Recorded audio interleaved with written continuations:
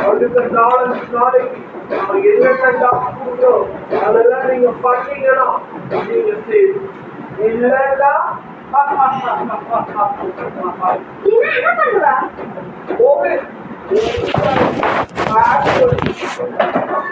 சும்மா அதெல்லாம் இந்த ஏமாத்துற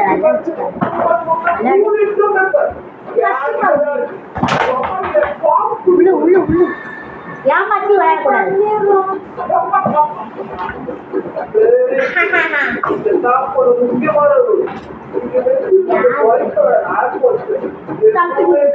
அந்த தம்பிங் கிடையாது ஸ்ட்ரெயிட்டா இருக்கு. ஆமா நான் வந்து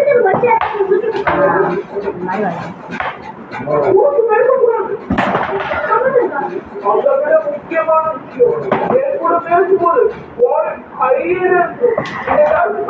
மட்டும்தான்